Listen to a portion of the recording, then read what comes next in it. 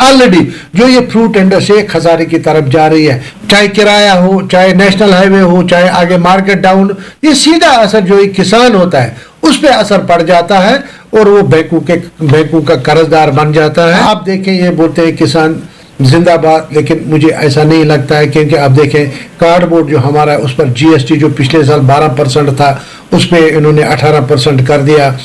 खाली बारदाना जो वुडन की पेटी हमारी वो पिछले साल 60 रुपए थी, इस साल 130 रुपए तक पहुंच चुकी है। अस्सलाम वालेकुम नाजरीन, आप देख रहे हैं हेडलाइन न्यूज़ टुडे और मैं हूं आपका मेज़बान डॉक्टर अब्दुल क़य्यूम।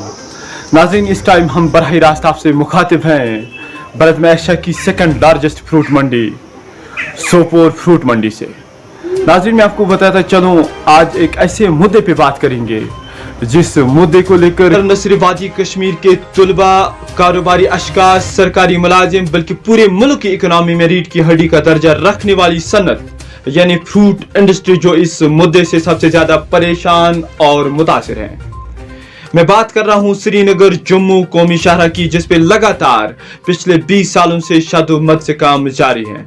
बहरहाल फ्रूट ग्रोवर्स के मुताबिक अलमिया यह है कि जो ही फ्रूट का पीक सीजन शुरू होता है तो फ्रूट से लदी हुई गाड़ियों को कभी 24 घंटे और कभी 48 घंटे इसी कौमी शाहरा पे खड़ा रखा जाता है, जिससे न सिर्फ ये माल बरदार गाड़ियां वक्त पर मंडी पहुंचती हैं और न ही इसका वो कीमत अदा होता है जिसके लिए एक किसान ने इसे खून से सींचा होता है। बहरहाल इस मुद्दे को लेकर वक्तन फवक्तन कभी फ्रूट ग्रोवर्स, कभी सिविल सोसाइटीज अपना एहतजाज दर्ज करते हुए नजर आते हैं, लेकिन बदकिस्मती और सितम ज़रीफी की बात यह है कि एडमिनिस्ट्रेशन टस से मस भी नहीं होती है। इसी मुद्दे पे आज हमारे साथ बात करने के लिए मौजूद हैं बरद में एशिया की सेकंड लार्जेस्ट फ्रूट मंडी के प्रेसिडेंट, सोपोर फ्रूट मंडी के प्रेसिडेंट फयाज अहमद मलिक उर्फ काका जी। इनकी ये बातचीत हम आप तक पहुंचाने की कोशिश करेंगे। के नाते मैं यहाँ पे जानने की कोशिश करूंगा, हर साल हुकूमत हिंद या अगर हम यूटी एडमिनिस्ट्रेशन की बात करें, ये दावा कर रही हैं कि नेशनल हाईवे पे काम चल रहा है और आने वाले दिनों में ये वर्क कंप्लीट होगा, आने वाले साल में लोगों को सहूलियत पहुंचेगी। हालांकि ये भी दावा किया जा रहा है कि जो हमारी फ्रूट इंडस्ट्री है ये हमारी रीढ़ की हड्डी कहलाती है और हुकूमत हिंद या ऑनरेबल प्राइम मिनिस्टर का नारा है कि to double the farmers income. पूरी सूरत हाल पे आपका क्या नजरिया है, आज आपसे जानने की कोशिश करेंगे। औज़ु बिल्लाहि मिनश शैतानिर रजीम, बिस्मिल्लाहिर रहमानिर रहीम। जैसा कि आप जानते हैं फ्रूट इंडस्ट्री बैकबोन है जम्मू कश्मीर स्टेट के, और इंडिया इतना बड़ा मुल्क है और सबसे बड़ा दसावर अगर है तो वो कश्मीर का एप्पल है, जो करीबन 12 महीने कंटिन्यूसली चलता रहता है और प्रोडक्शन की यहाँ की ज़्यादा है और दिन ब दिन बढ़ती जा रही है। पहले शुपियान और सोपोर में प्रोडक्शन हुआ करते, लेकिन आज हर डिस्ट्रिक्ट में मेवे की जो प्रोडक्शन है वो बढ़ रही है। चलो अच्छी बात है, लेकिन बदकिस्मती से 2014 से कंटिन्यूसली जो सैलाब आ गया, उसके बाद अनरस्ट हुआ, उसके बाद अर्ली बर्फबारी हो गई, उसके बाद 19 में जो कोविड आ गया, उससे ये फ्रूट इंडस्ट्री जो जवाल पजीर हो रही है। और बीच में जो पेस्टिसाइड्स फर्टिलाइज़र जो सब्सिडाइज्ड मार्केट में आ गया, उससे काफ़ी सारे नुकसान यहाँ के ग्रोवर्स को उठाने पड़े। लेकिन 2021 में जो हॉर्टिकल्चर डिपार्टमेंट, एग्रीकल्चर डिपार्टमेंट या इन्फोर्समेंट डिपार्टमेंट है, स्ट्रिक्ट एक्शन, उसमें एलजी साहब ने मुदाखलत करके कि उन्होंने कहा जो भी गैर मेरे अद्वियात या फर्टिलाइज़र मार्केट में लाएगा उसके खिलाफ हम पीएसए लगा देंगे। लेकिन उसमें एग्रीकल्चर डिपार्टमेंट तमाम डिपार्टमेंट जो इसके मातहत आते हैं उन्होंने स्ट्रिक्ट एक्शन किया और इस साल हमको लग रहा था कि फसल हमारी अच्छी है और साफ भी है, प्रोडक्शन भी अच्छी करीब 90% था और उम्मीद थी कि पिछले 5-6 सालों का जो भी खसारा है वो निकल जाएगा। लेकिन बदकिस्मती की वजह से मनात यात्रा शुरू होते ही हमारी सेब की गाड़ी को, क्योंकि खासकर नारद कश्मीर में जो अर्ली वैरायटीज़ होती है उसमें उस टाइम हमारे ट्रकों को रोक दिया। लेकिन एलजी साहब की मुदाखलत की वजह से उन्होंने एक एडवाइजरी जारी करवा दी कि सेब अमरनाथ यात्रा के साथ साथ सेब की ट्रकों को ना रोका जाए। उस टाइम स्मूथ चल रहा था, लेकिन अभी 8-10 दिन से कंटिन्यूसली हमारी गाड़ियों को काजीगुंड के पास रोका जाता है।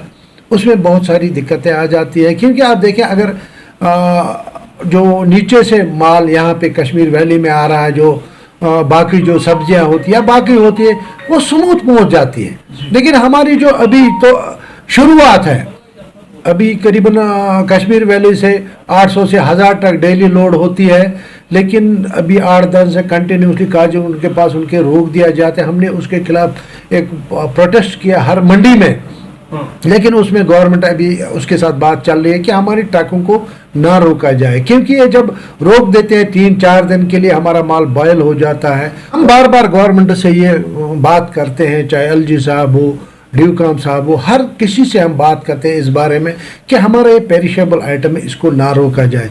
लेकिन बदकिस्मती से कोई मिसगाइड इनको कर रहा है कि एप्पल जो है पेरिशेबल आइटम नहीं। ये बदकिस्मती की बात है। अगर ऐसे बड़े बड़े ऑफिसर्स जो इस तरह का सोच रखते हैं तो फिर हम लोगों का क्या हाल होगा, जो आम लोगों, और सीधा जो इस फ्रूट इंडस्ट्री के जो असरात है वो सीधा जो ये सेब उगाने वाला होता है, किसान होता है, जो इनोसेंट होता है, उस पर असर पड़ जाता है। अभी कंटिन्यूसली 4-5 दिन से हम गवर्नमेंट से बात कर रहे हैं कि वो इस बारे में सुने, हमारी गाड़ियों को किसी भी सूरत, उससे पहले भी उन्होंने एक आश्वासन दे दिया कि ना ये पेरिशेबल आइटम है, उसको किसी भी सूरत में ना रोका जाए।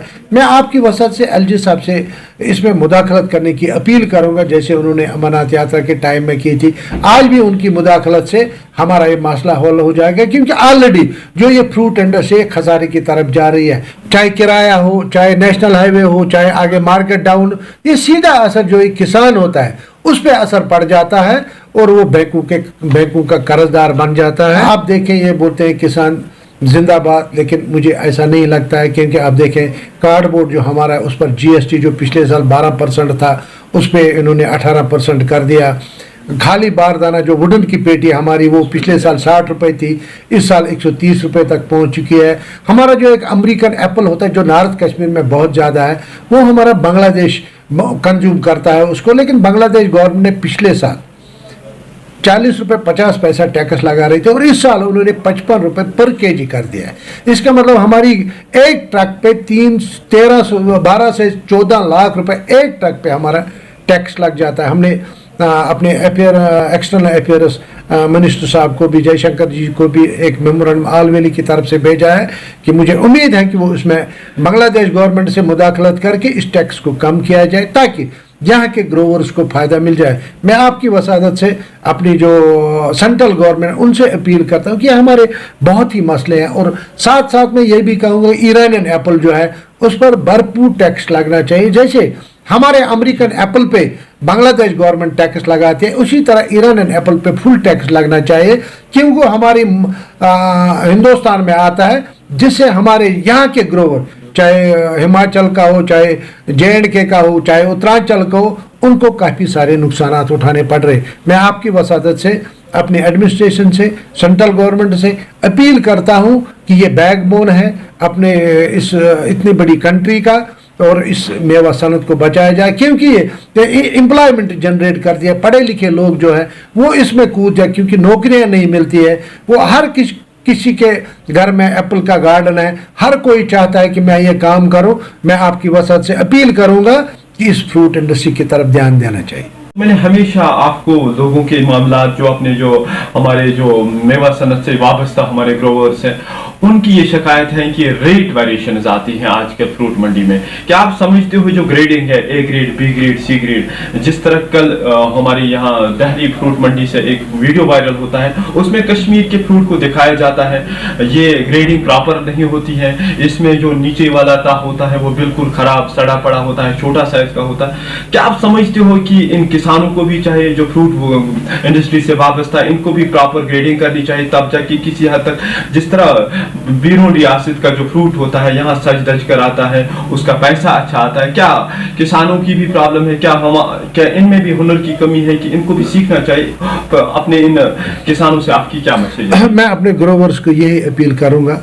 पहले आपने मुझे ये कहा कि रेट वेरिएशन आती है, लेकिन मैं उन ग्रोवर से अपील करूंगा, खुदा न खास्ता ऐसे अगर कोई क्यों तो हमारे नोटिस में लाएं, लेकिन मुझे नहीं लगता ऐसे अगर कोई मामला हो जाते हैं तो हम हल करते हैं। मैं अपने ग्रोवर से यही अपील करूंगा कि ग्रेडी की तरफ ध्यान देना चाहिए, क्योंकि आजकल कंपटीशन का ज़माना है और हमको ऐसा नहीं करना चाहिए। रंग दवाई टोटली इस्तेमाल नहीं होना चाहिए। बार बार हम ये कहते हैं, खासकर रफियाबाद, जंगेर या लंगेट, काजियाबाद में ये इस्तेमाल किया जाता है। मैं उन लोगों से अपील करता हूं कि रंग दवाई किसी भी सूरत में इस्तेमाल ना करें, और तहम्मुल से अपने जो हार्वेस्टिंग करें, जल्दबाजी ना करें, कलर आने दें, जब तक माल पक जाएगा उसी हिसाब से लोग उतराई करें और ग्रेडिंग की तरफ जाएं, क्योंकि कंपटीशन का ज़माना है। आगे हमारा कंपटीशन है हिमाचल के साथ, उत्तरांचल के साथ, ईरानियन एप्पल के साथ, या बाकी वाशिंगटन आ रहा है, ऑस्ट्रेलिया आ रहा है, उनके साथ हमारा काम है। मैं अपने ग्रोवर से अपील करूँगा कि वो ग्रेडिंग की तरफ ध्यान दें ताकि आगे हमको कोई दिक्कत ना हो जाए। Thank you.